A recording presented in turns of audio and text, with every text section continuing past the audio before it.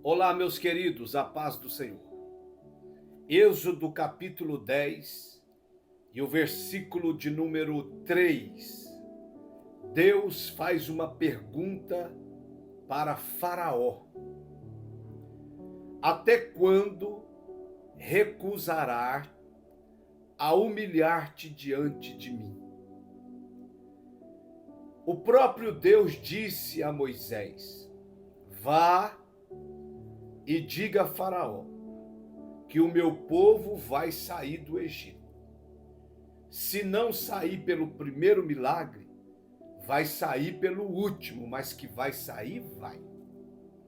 Nem que eu vire o Egito de cabeça para baixo, mas chegou o tempo do meu povo sair do Egito para celebrar-me no deserto, para prestar um culto de adoração, de louvor e glorificação a mim no deserto. Pois bem, meu irmão, minha irmã, obreiro, Moisés vai lá várias vezes. O próprio Deus diz que endureceria o coração de Faraó para deixar uma história bem registrada, que Deus tem o domínio, que Deus, quando manda, está mandado, e não tem ninguém que resiste à mão poderosa de Deus. Depois de muitas pragas despejadas sobre todo o Egito, o faraó ainda estava com o coração endurecido, para deixar marcas, para deixar lições para a geração do Egito e por toda a geração que viria depois, até nós. Então, Deus fala com Faraó mais uma vez por meio de Moisés e Arão. Até quando recusarás humilhar-te diante de mim? Deixa ir o meu povo para que me sirva. Esse versículo é parte do confronto entre Moisés e Faraó. Antes da oitava praga, os gafanhotos, e revela muito sobre orgulho, obediência e propósito divino. Orgulho, obediência e propósito divino. Temos que tomar muito cuidado com o orgulho, porque ele é destruidor de vidas. Ele faz com que sejamos abatidos. E a desobediência também faz com que percamos muitas bênçãos de Deus. E o propósito divino é inviolável. Jó 42:2 diz: bem sei eu que tudo podes, e nenhum dos teus propósitos, nenhum dos teus planos pode ser frustrado. Essa pergunta ecoa até hoje: até quando recusarás humilhar-te diante de Deus? Até quando, obreiro, mulher, homem, jovem, até quando você vai recusar a humilhar-te diante de Deus? O chamado à humildade diante de Deus é para todos. É para querubins, é para serafins, é para anjos, é para seres celestiais de todas as espécies, é para homens, é para a terra, é para o universo, é para debaixo da terra. O chamado à humildade diante de Deus é para todos. Tiago capítulo 4, versículo 10, a Bíblia diz: humilhai-vos perante o Senhor, e Ele vos exaltará. Mas para ser honrado, exaltado, abençoado por Deus, a primeira condição é humilhar. E essa palavrinha é interessante, porque todo mundo diz que tem que humilhar, e é certo humilhar, é bíblico humilhar, até você ter algo sério para se humilhar. Poucos conseguem humilhar de verdade, ser humildes de verdade. A humildade que eu estou dizendo aqui não é um chinelinho rasgado, cheio de grampo, uma roupinha rasgada para as pessoas ficarem com dó de você, dó de mim, autopiedade. Não. é uma humildade na essência, lá dentro, na alma. Deus consegue fazer a leitura lá dentro de nós. Então, humilhai-vos. Até quando você vai recusar a humilhar? Quando você não cumpre aquilo que Deus pediu, você não humilhou. Quando você não vai para onde Deus mandou, você deixou de humilhar. Quando você faz a sua própria vontade, o seu ego, você está deixando de humilhar diante de Deus. Quando nós não vivemos o Evangelho, não louvamos, não glorificamos, estamos deixando de nos humilhar diante de Deus. Quando você abandona a igreja, abandona o Evangelho, abandona Cristo, você está entrando por um caminho de soberba e de autodestruição. Acorde enquanto é tempo. Então, Faraó representa o coração endurecido, que se recusa a reconhecer a soberania de Deus. Quando você abandona a igreja, abandona Deus, abandona a palavra, você está recusando a reconhecer a soberania de Deus. E isso é muito perigoso, porque é um caminho de perdição eterna. A humildade é a base da verdadeira obediência espiritual. Segundo Crônicas, capítulo 7, versículo 14, a primeira condição que Deus coloca para abençoar seu povo não é orar, não é cantar, não é fazer festa, não é fazer congresso. A primeira condição que Deus coloca para o seu povo é aqueles que se chamam pelo meu nome se humilhar.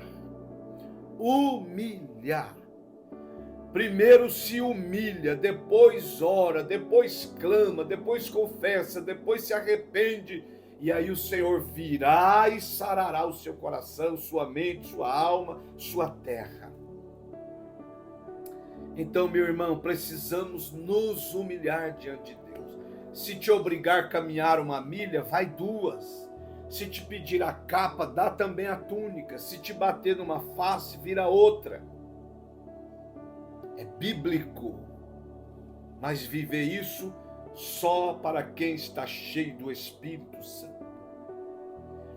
O perigo do orgulho persiste, porque Faraó foi tomado de orgulho e recusou a humilhar diante de Deus.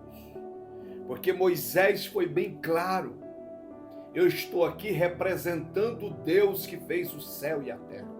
Eu estou aqui representando o Criador. Eu estou aqui representando o eu sou o que sou. Faraó sabia muito bem que Moisés não estava na força do seu braço, ou das suas palavras, ou da sua competência. Ele estava na força de Deus, até pelas pragas que ele já tinha acompanhado. Mas mesmo vendo Deus em Moisés e Arão, Faraó se recusa a humilhar. A Bíblia diz lá em Atos capítulo 12, que Herodes morreu comido de bicho, porque recusou, rejeitou, ignorou render glórias ao Deus Todo-Poderoso. Herodes foi comido de bicho porque não se humilhou diante de Deus, não reconheceu a grandeza e a soberania de Deus, não reconheceu a glória de Deus e morreu comido de bicho, diz a Bíblia. Isso é horrível. Provérbios 16, 18, a Bíblia diz: a soberba precede a ruína. O orgulho, soberba é orgulho, prepotência, tirou Lúcifer do céu, fez Nabucodonosor ser abatido e viver como os animais 7 anos irracionalmente. O rei de Tiro foi abatido, e todos que se ensoberbeceram. O Beltesazar, quando colocou lá as taças do templo de Jerusalém, as coisas consagradas a Deus, e proclamou uma orgia, uma festa aos ídolos, aos deuses pagãos, aparece a mão de Deus e o dedo de Deus escreve naquela parede a sua sentença: Tekel, Tekel, Menel, Farsim, pesado foste na balança e foste achado em falta, e o teu reino foi acabado, Deus acabou. Naquela noite, os medos e persas invadiram o palácio, matou aquele rei e tomou. A Babilônia foi tombada e começou o Império Medo-Persa. O orgulho continua a destronar reis, homens, mulheres, ricos, pobres, brancos, negros, altos, baixos. O orgulho, ninguém diz que tem orgulho, é um mal incubado dentro do ser humano, está escondido, está oculto, mas está cheio de pobre e orgulhoso, como está cheio de rico, humilde e simples, mas também está cheio de ricos, orgulhosos e soberbos, e como também tem muitos pobres, humildes e simples, e muitos que não têm nada e estão cheios de orgulhos e soberbas. Mas a Bíblia diz, Provérbios 16, 18, que a soberba precede a ruína. Faraó já havia testemunhado várias pragas, mas ainda assim resiste. O orgulho cega, endurece o coração e atrasa o agir de Deus em nossa vida. Rompa com toda soberba e orgulho. O propósito de Deus era libertação e fazer o povo servi-lo no deserto, até chegar à terra prometida. Deixa ir o meu povo para que me sirva, para que me celebre no deserto. Deus disse isso para Faraó. Deus não apenas liberta, mas chama para um propósito, adorá-lo e servi-lo. Romanos 12. Apresentei o vosso corpo em sacrifício vivo, santo e agradável, que é o vosso culto racional. E eu encerro essa palavra aqui, essa reflexão. A paciência de Deus tem limites. Não é que Deus é limitado. Deus não tem limites com relação à sua soberania, à sua eternidade, à sua grandeza. Eu estou me referindo que Deus tem limites com relação às soberbas dos homens, ao orgulho dos homens, à prepotência dos homens. Ele dá um tempo para o homem se arrepender e se acertar. Mas se o homem ignorar, ele virá tratá-lo com certeza. Deus havia dado a Faraó diversas oportunidades. Diversas. A pergunta é: até quando? Revela que a graça de Deus não deve ser desprezada. Até quando Deus vai te chamar e você vai recusar? Até quando Deus vai te mandar ir pregar e você vai recusar?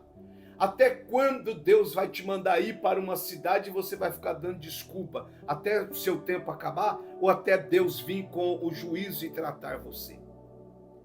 Até quando? Revela que a graça de Deus não deve ser desprezada, nem a vontade de Deus. Hebreus 13, capítulo 3, versículo 15. Hoje, se ouvirdes a sua voz, não endureçais o vosso coração. A escolha é pessoal e urgente. Deus continua perguntando: até quando você vai me resistir?